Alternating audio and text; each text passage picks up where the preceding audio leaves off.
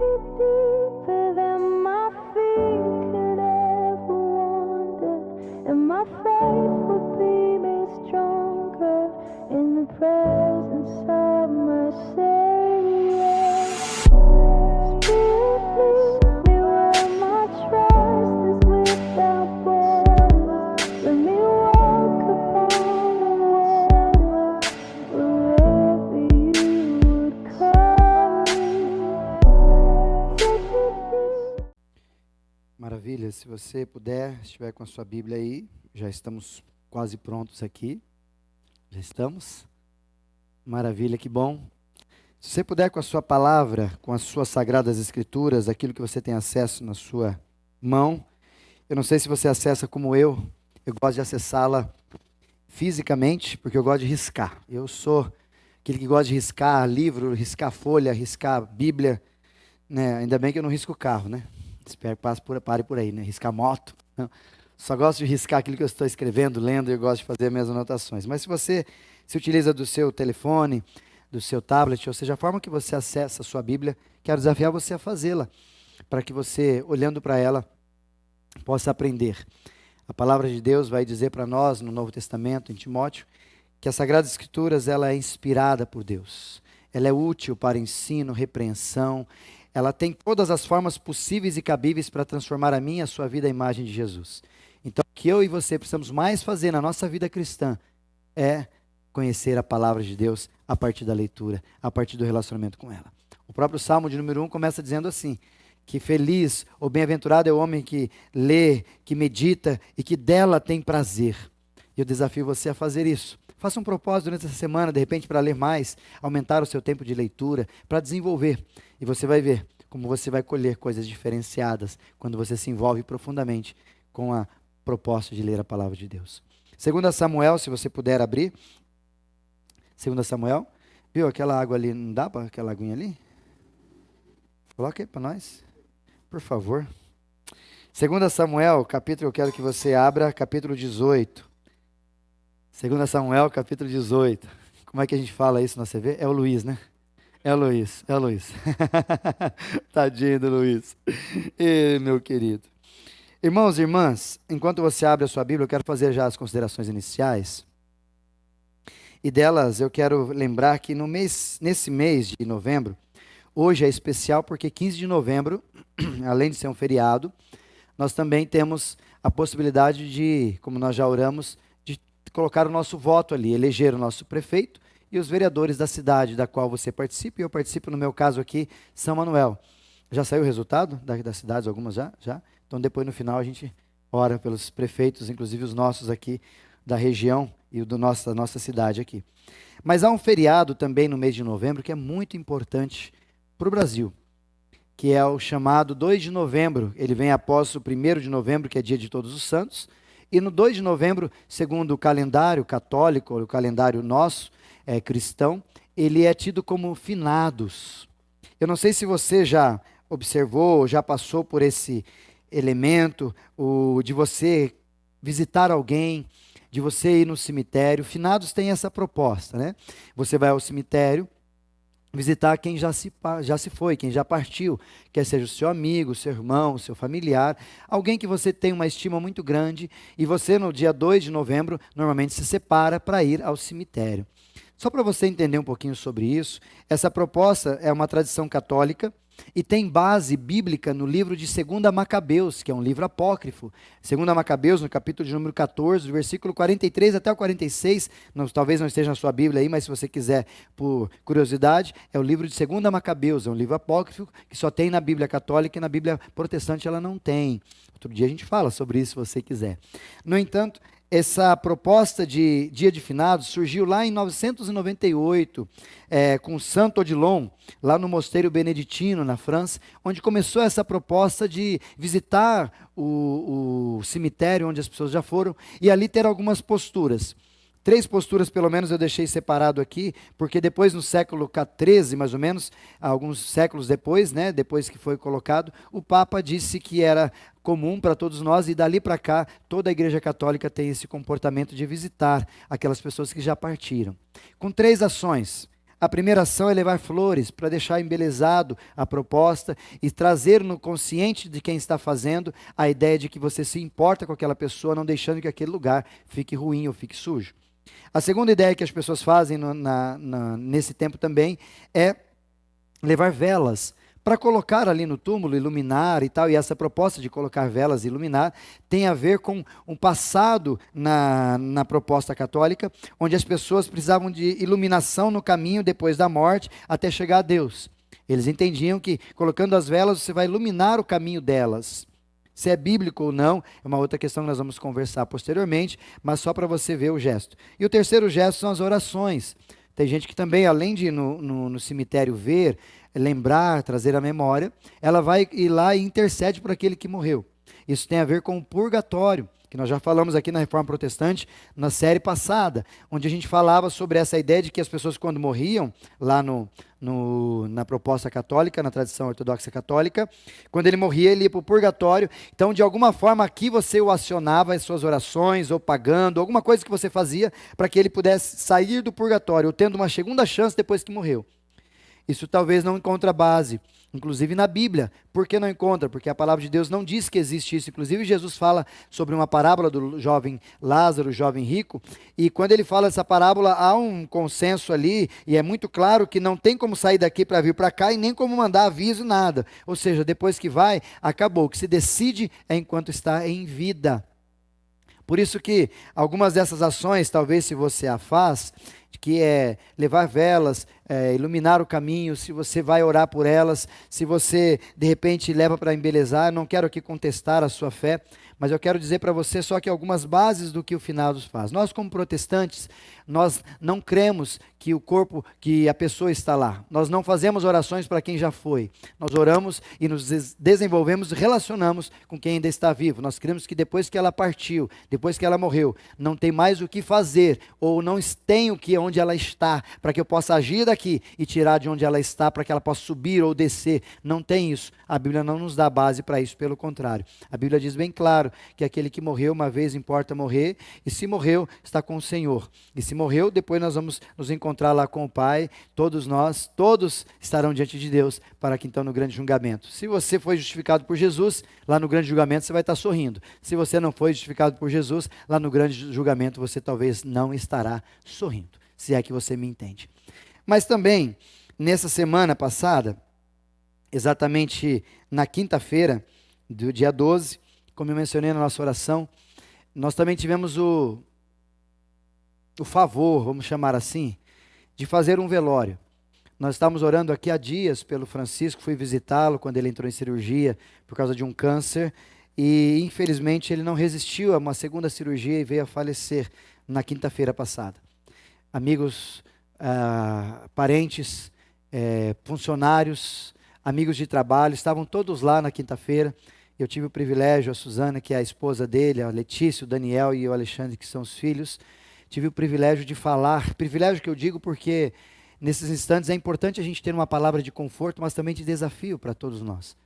E esse tempo, o Chico ali, eu me recordo porque foi uma das últimas pessoas que, antes dele entrar para a cirurgia, conversou com ele. Eu fui visitá-lo, falei disso aqui, o dia que eu estava lá na Unesp doando sangue, e ao visitá-lo a gente conversou ali, oramos juntos, antes mesmo dele ser internado, e ele disse uma coisa muito tranquila para mim: pastor, eu estou tranquilo. Eu sei que de repente eu posso não voltar, mas eu sei que eu estarei descansando com meu pai. E é muito importante a gente lembrar disso, porque nesse tempo que a gente está vivendo em pandemia, a gente está sensível à morte, não sei você. Talvez foi um dos meses mais difíceis, porque juntou finados, juntou morte de amigos e juntou pessoas morrendo por causa da pandemia e a gente não podendo velar, não podendo nem se ver.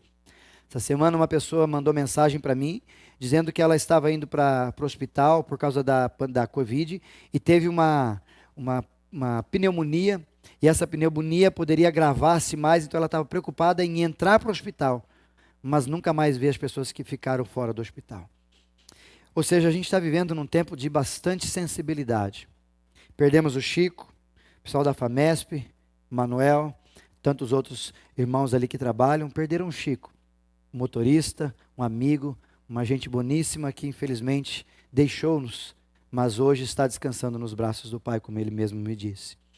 Mas a grande questão, pastor, que eu quero que você guarde, é perguntar para ti, como é que você lida com a morte? Como é que você faz reflexões a respeito da morte? Essa semana em especial, uma pessoa me perguntou isso. E eu, refutando as perguntas dela, eu disse para ela, quando você acha que você vai morrer? Aí as pessoas até falam assim, pastor, misericórdia.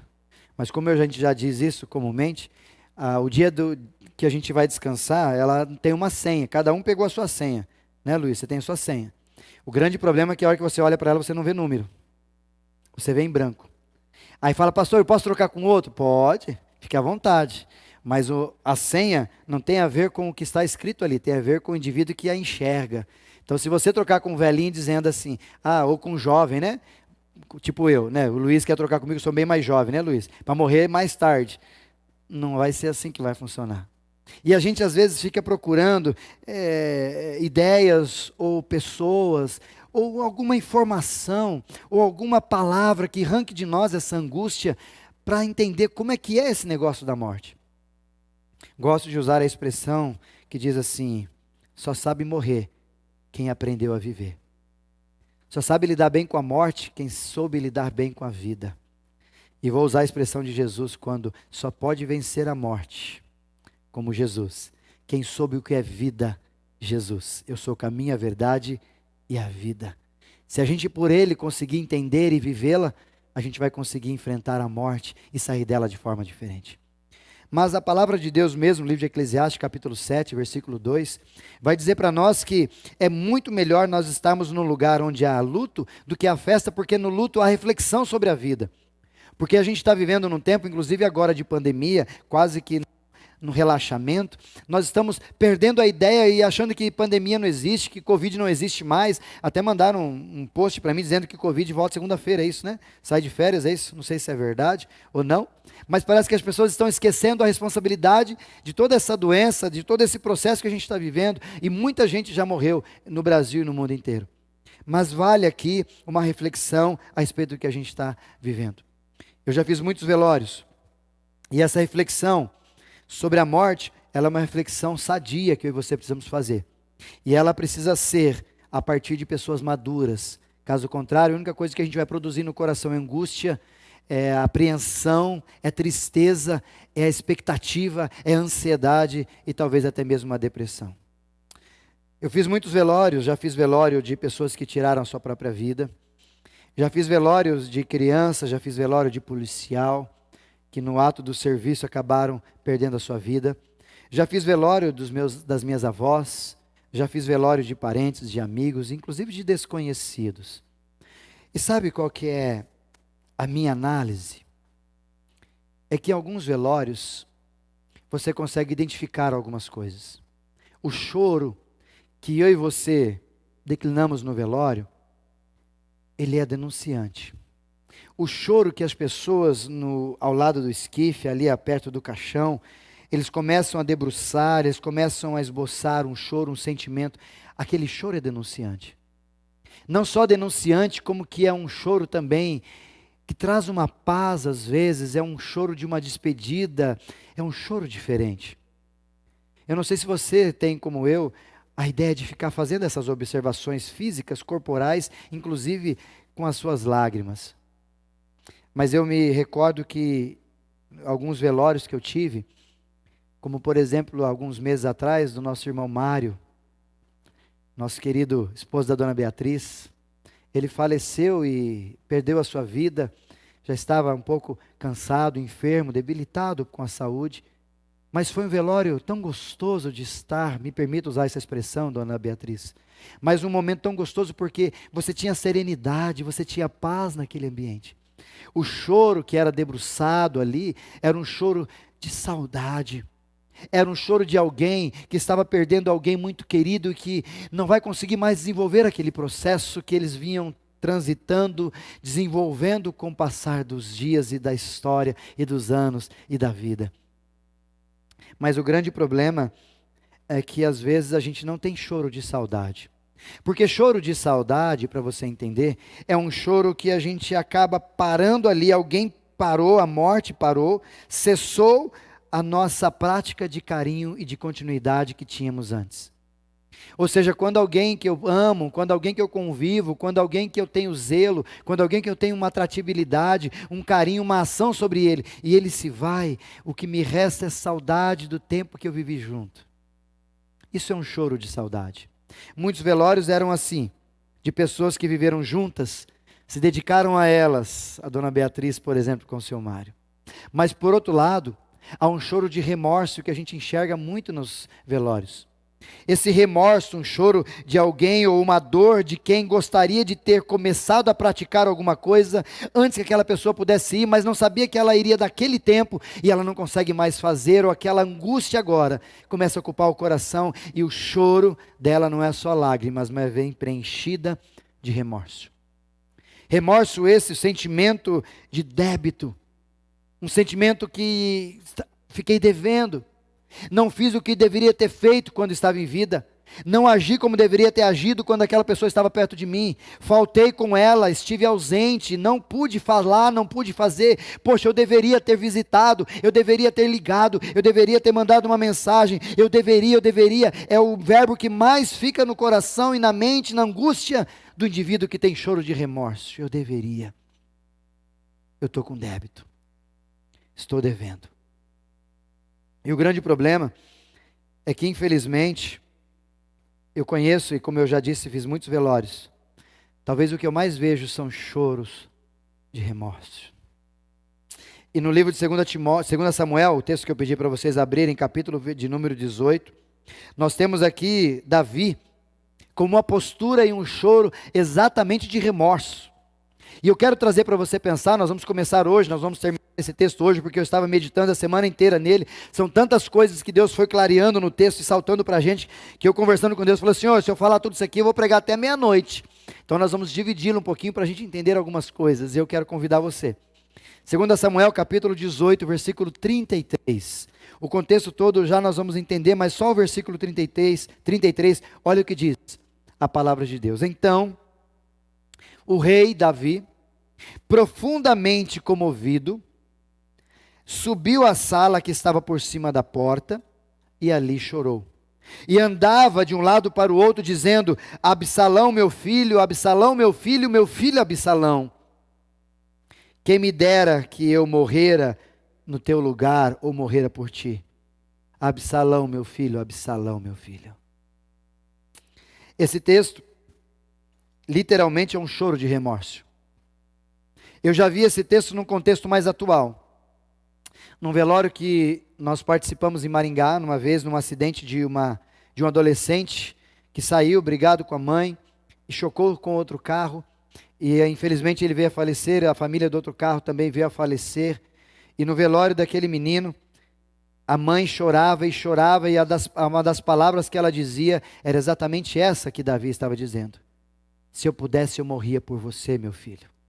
E ela chorava, ela apertava aquele caixão, ela murmurava, ela brigava, ela fazia com que todas as suas emoções pudessem ser externalizadas naquele instante, mas não podíamos deixar de perceber que era um choro de remorso. E para a gente entender por que esse choro de remorso acontece, e eu desafio você a não tê-lo quando você te perder alguém, ou ninguém ter quando perder você, a gente precisa entender por que esse choro de remorso aconteceu. E de repente fazer o contrário da vida, do processo, do contexto da família de Davi, para que a gente não viva o mesmo final que Davi viveu com o seu filho Absalão. Só para você entender, Absalão, ele aqui nesse contexto, nós temos no capítulo 18, aqui, me acompanhe na sua Bíblia, eu vou fazer uma contextualização para você entender. No capítulo 18, nós temos Davi aqui, colocando 3 comandantes, indo para a guerra, como era natural de Davi, o rei guerreiro, e ele colocou Joabe, Abissai e Itaí como seus chefes, seus comandantes, e ele deu uma ordem para esses homens. Ele falou, vão guerrear, mas quando vocês forem guerrear e verem Absalão, meu filho, porque esse filho acabou usurpando e querendo tirar Davi do trono, e essa guerra agora, no capítulo 18, era contra os soldados, e Absalão estava no meio, guerreando, lutando e liderando. E aí Davi, no versículo 5, diz bem claro, se você observar na sua Bíblia aí, ele diz para eles terem um pouquinho de cuidado, zelo. A expressão do texto, se você observar, está dizendo mais ou menos assim: deu ordem a Joabe, a Abisai e a Itaí, dizendo: tratai com bradura o jovem Absalão, por amor a mim. Ou seja, o pai estava pedindo para os comandantes, o sargento, para que todos aqueles que estavam ali, para tomar cuidado e tratar com bradura. A grande questão, será que alguém consegue tratar com bradura alguém na guerra? Será que numa luta, num combate, você consegue ter bradura? Mas foi o pedido que o rei fez a esses comandantes.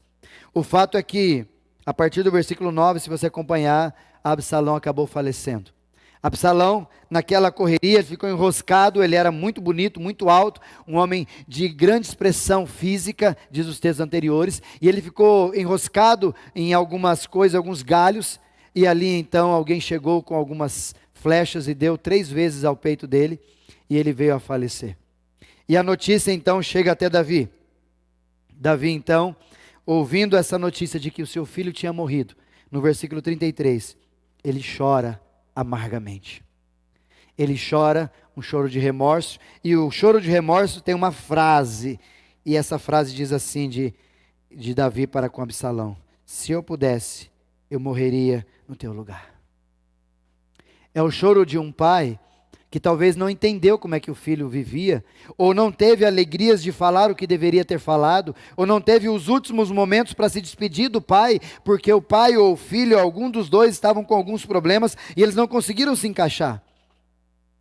E eu quero trazer para você aqui, para a gente entender o que aconteceu para que esse choro fosse assim.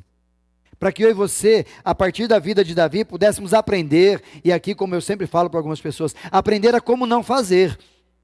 Porque a palavra de Deus, ela não é cheia de pessoas e personagens que venceram, mas também de alguns que erraram, de alguns que tiveram problemas, de alguns que não foram bons pais, nem que foram bons filhos, nem que foram bons adoradores, que tiveram depressão, tiveram situações difíceis, que fugiram de Deus. Ou seja, a Bíblia é recheada de todas essas informações, para que eu e você percebamos que aqui existem homens e mulheres, das quais são imperfeitos como eu e você. E com o acerto deles, a gente aprende. Com os erros dele, eu e você também aprendemos a não fazer igual, porque o caminho é o mesmo, o final, o resultado é equivalente. Por isso eu quero chamar a você para algumas posturas, e uma delas nós vamos conversar hoje, posturas diante da família, dos filhos, de comportamentos que Davi teve, que a gente precisa evitar. E o primeiro comportamento que eu quero falar, e hoje eu vou me deter nele, é o comportamento que a gente tem visto muito na sociedade. Muitas pessoas, talvez você que está acompanhando a gente, participando com a gente aí na sua casa, se atente a esse detalhe, porque talvez, eu não sei quando você vai descansar. Eu brinco com as minhas ovelhas aqui que eu vou enterrar muita gente, que eu vou morrer velho. Vocês sabem, né? Eu vou morrer com 106 anos. Peço a Deus, oro, estou ali, né? Se Deus me permitir, então eu vou enterrar muita gente, certo? Amém? Quem disse amém quer dizer que já vai morrer, né? Não sei se você disse amém, né? Mas se você entende isso, a grande pergunta que eu quero que você faça para o teu coração: como não viver no final? Ou como não chegar no final? E eu, ou aqueles que vivem perto de mim, vão chorar um choro de remorso? Ou quando você chegar a despedir de alguém, dos teus pais, dos teus amigos, dos teus filhos, dos teus familiares, ou de quem quer que seja, o teu choro não seja um choro de remorso a respeito de quem está partindo. Como que a gente faz isso, pastor? Quero te ajudar. A primeira ideia que eu quero que você guarde, e a gente vai ficar nela hoje, era que Davi era um homem ausente. Davi era um homem ausente naquilo que era mais necessário ser presente. A gente começa a perceber, quando Davi era um homem ausente, e eu gostaria de desafiar você que talvez tenha algumas denúncias de ser ausente. Se você já ouviu de alguém na sua casa que meu pai é meio ausente, filho ausente, esposa ausente, amigo ausente, se você tem um codinome ou um rótulo a seu respeito, vale a reflexão. Por que o ausente não é bom? Por que isso vai trazer problema para você? Curto, médio e inclusive longo prazo. Só para você saber um pouquinho da vida de Davi, Davi teve vários filhos, entre os tais 8 filhos, 7 homens e uma mulher, onde o primeiro era Aminon, depois veio Quialebe, aí depois veio o terceiro Absalom, Adonias, Zefatias, Itreão, Tamar, que era uma mulher, muito, muito bonita, linda, era maravilhosa, parecia Angélica. Parecia Angélica, né? Já fica a hashtag, fica a dica aí para minha esposa, né? Já fica a minha esposa. E por último, Salomão. Mas o grande problema de Davi com tantos filhos, e alguns historiadores dizem que tiveram mais, se você buscar a sua Bíblia no capítulo 13, capítulo 14, até o capítulo 19, você vai ver um pouco dessa vida conturbada na carreira de Davi. E por que Davi era um homem ausente na sua família? Por que ele tinha essa postura de ser ausente? Existiam algumas justificativas. Primeira justificativa, talvez porque ele tinha uma característica de ser ausente. Talvez porque ele herdou, ou porque ele aprendeu assim com o seu pai. Por exemplo, se você for lá para o capítulo de número 16, no 1 Samuel capítulo 16, quando Davi é ungido por Samuel, quando Samuel vai à casa de Jessé e chama todos ali, os filhos todos de Jessé, para ser ungido rei, onde Davi estava? Tinha sido esquecido. Talvez o pai de Davi vivia com ausência com Davi.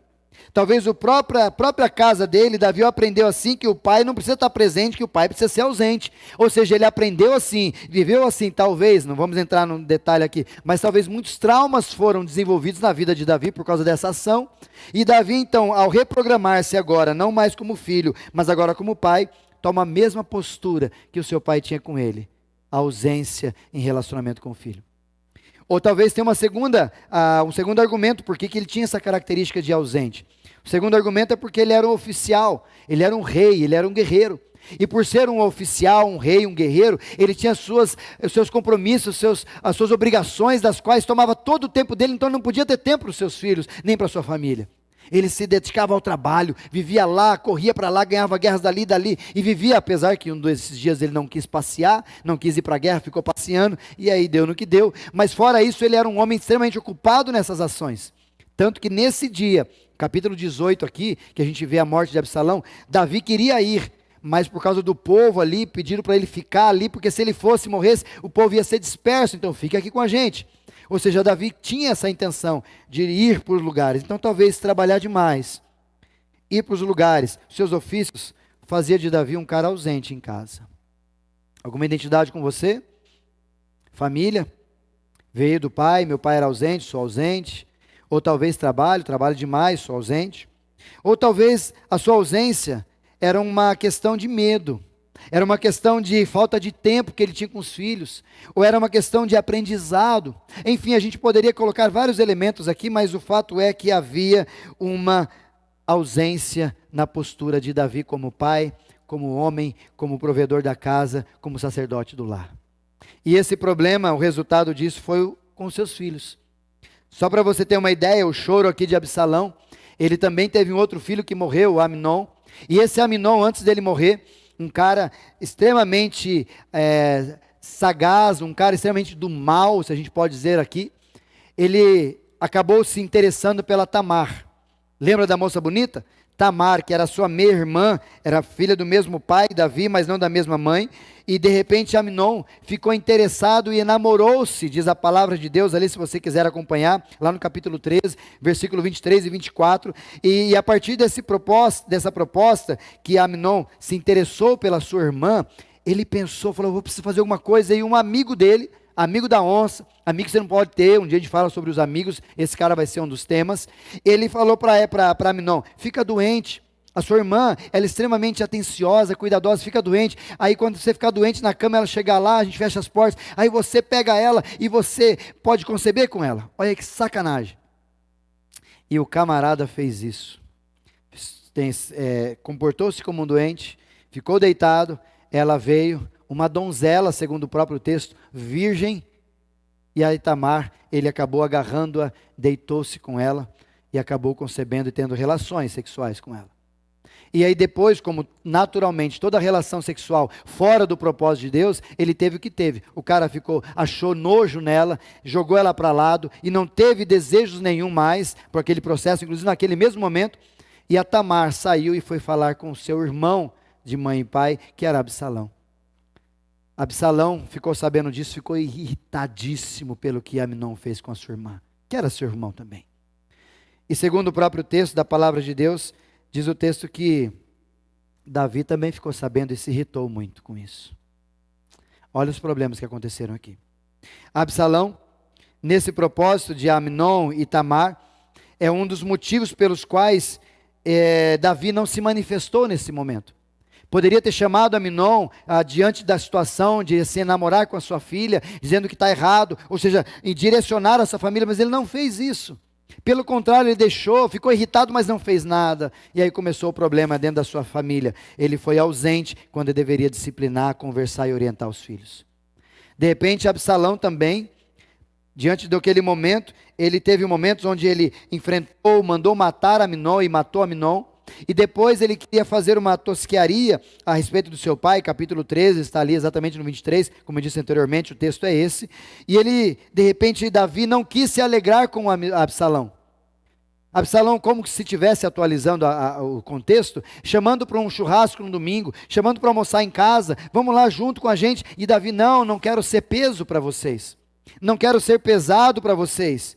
E aí então, mais uma vez, mesmo na tristeza, ou mesmo na alegria, Davi era ausente com seus filhos. E fora a discriminação que ele fazia com seus filhos. A um ele exercia uma certa ação de justiça, e a outro ele passava panos quentes. E infelizmente, ele era ausente para corrigir, mas também era ausente para se alegrar com os seus. Davi é o protótipo muito claro da nossa realidade hoje. Muitos homens, muitas mulheres, muitos pais, muitos filhos, muitas pessoas hoje se identificam com Davi nessa ação de ser ausente quando precisam estar presentes para corrigir, para educar, para ensinar, para pegar na mão, para fazer com que as pessoas se levantem. Somos ausentes, ao mesmo tempo que no momento de felicidade e alegria também somos ausentes. E eu quero desafiar você para perguntar essas coisas muito claras. Pastor, será que eu sou ausente? Por isso eu quero trazer você para perto agora. Talvez você é ausente, sim. Deixa eu te dar alguns detalhes que vão fazer você entender se você é ausente ou não. Porque fazer uma pergunta se é ausente sem critérios, talvez você vai dizer, eu não sou, eu sou presente. Mas deixa eu te fazer algumas considerações para você entender. Primeira, qual é a sua postura? Você é mais ativo ou mais reativo? Como assim, pastor? Por exemplo, quando você vai dialogar com as pessoas nas redes sociais, no WhatsApp, ou algo assim, ou mandar assim para alguém, ou tal, você mais responde ou você manda? Você é mais ativo nos seus sentimentos ou você é reativo nos seus sentimentos? Como eu já ensinei você que está com a gente sempre.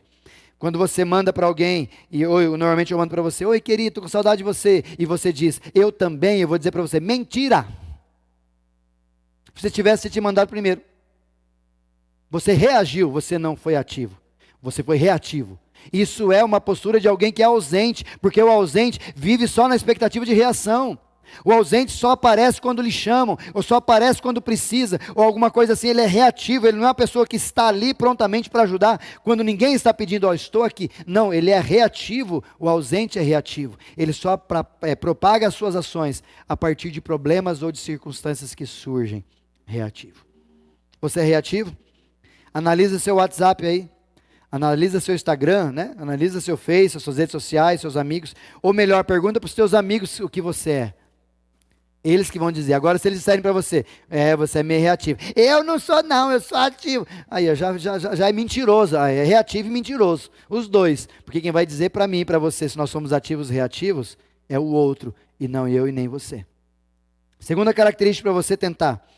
Se você é alguém ausente. Se a primeira é que você é muito mais reativo do que ativo, a segunda é que você sempre busca por alguém a partir dos teus interesses. Sempre busca alguém a partir dos seus interesses. Por exemplo, vou usar as redes sociais de novo, para você entender e se identificar com a gente. Você não fala com ninguém há meses, não fala com aquela pessoa há anos. Aí você vai viajar para aquela cidade e precisa de um lugar para dormir. O que você faz? Oi, querido, como é que você está? Que saudade de você. Que bom você saber que você está. Você está onde? Eu tô, ai, que legal. Olha que coincidência. Olha, mentiroso de novo. Estou indo para aí. Estou indo para essa cidade.